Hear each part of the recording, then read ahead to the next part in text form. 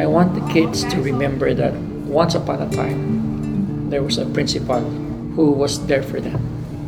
As the principal, my job is to teach minds, to touch hearts, and to transform lives. I remember one time, and I keep on telling this to my kids here, that there was a case when I was in 4th grade that my teacher told me to buy some materials for a project that we are going to complete. I got that 10 cents in my pocket for lunch. And I told myself, am I going to buy food for myself because this 10 cents would be for my lunch? Or do I have to buy the school supplies that my teacher told me to buy? I chose to buy the school supply. I was so hungry during that time, so I was walking outside. And I saw this tamarind candy that I will never ever forget. It was on the ground, wet. I know it came from somebody else's mouth. But because of extreme hunger, I got that wet tamarind candy. I washed it by the water fountain and I stuck into my mouth. I will never ever forget. I was crying during that time because why should this thing happen to me? I'm just a child. But I told myself that from now on, I would study very, very hard so that I can change the course of my life. And I did.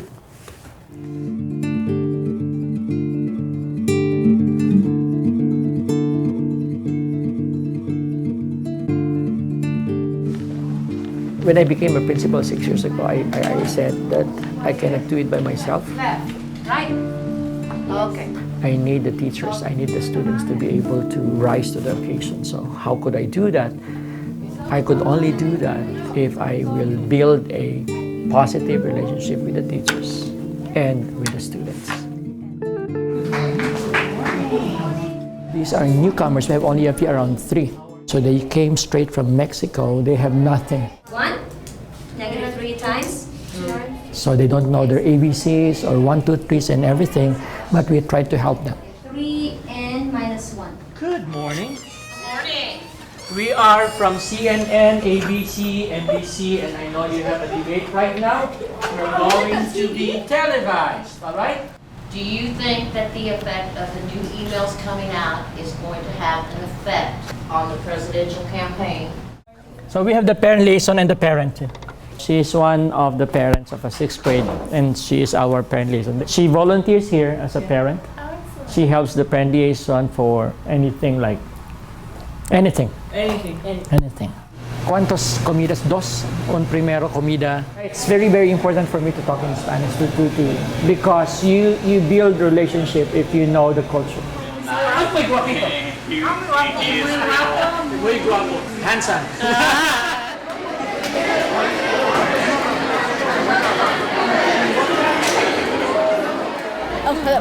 You are on TV.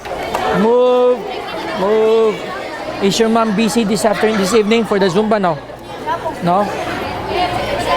Fernando!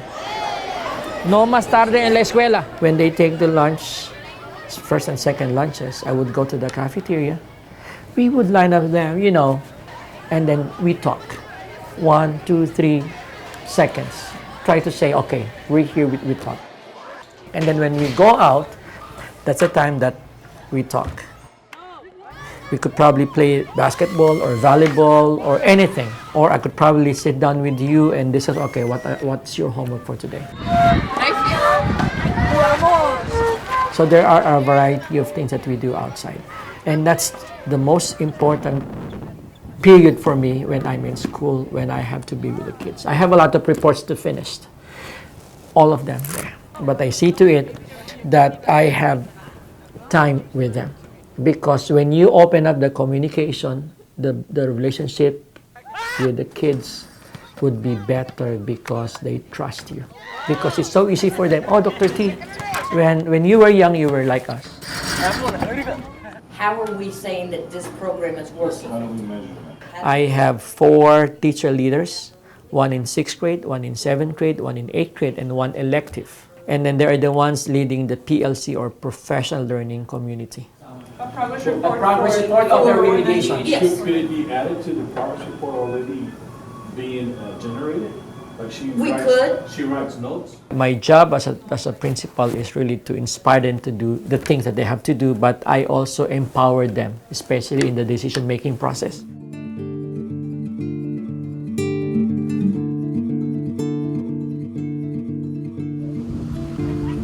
This would be my first time to see that family, and they are so excited about it. In fact, one of the students told me this morning, I better have to clean my bedroom. I want them to know that we are here to help them. We are not enemies. We are not going to look into the mistakes of the children, because they're asking, why are you going to visit my family? Did I do anything bad? And I said, no, we want to bridge that gap between home and school, so that the two of us, the home and the school, will have to work together. Do you ask your dad or your grandpa for help with regards to your homework? Hello. Why? What could be some of the problems that you have when you have to do your homework? Do you have some problems? Huh? Oh, he wants to help you, but he doesn't know how to help you because of the language, right? Very good.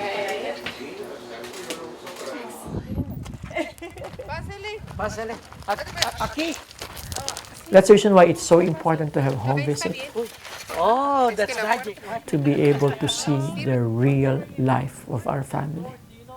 Because sometimes students go to school without homework or tattered clothes, messy, smelly, and all those things. And teachers, where's your homework? You haven't done your homework. Maybe you take just 1 minute and then reflect. Have you seen what kind of life they have at home? Maybe when you smile to a child, maybe that's the only smile that they will receive for a day. And it's free. Maybe a high five would be the only one that they need to just raise their energy up. Those small things could mean nothing, but for kids in Presidio, it means a lot. If they know that you care, they would do good. They would do great things. Mitzi, are you passing your classes, right? Senora, you don't have to prepare. I believe that education does not stop at 4 o'clock here in the campus. When they go home, they are going to be with the parents who know what should be done, so that there is a continuation of what they have learned in school. That's Mitzi. That's Uber. And that's James. That's James!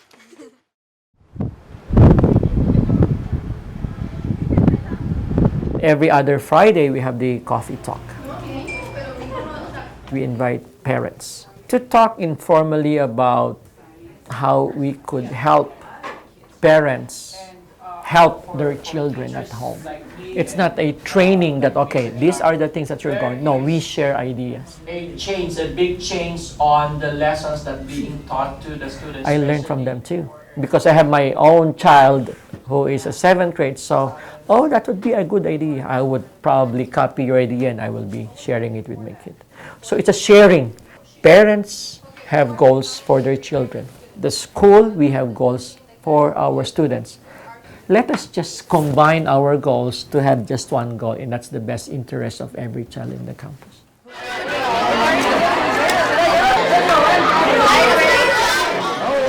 I dreamt of just going to finish college when I was young. That was my dream. I want to finish college and have a good job. That was my dream. But I was given an opportunity to be able to serve the students of the United States of America, so to speak, right? So I'm giving my 100% service to humanity.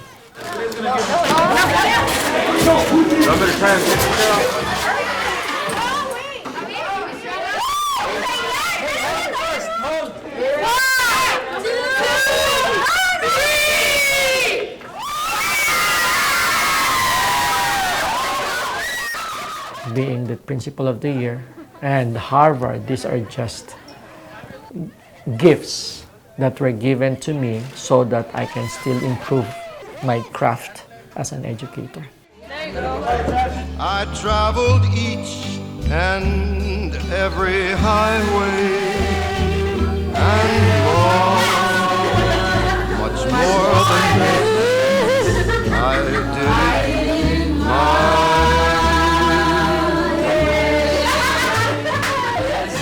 I would like really for a lot of people to know that through hard work, through a lot of sweat and tears, you will be able to attain your dream.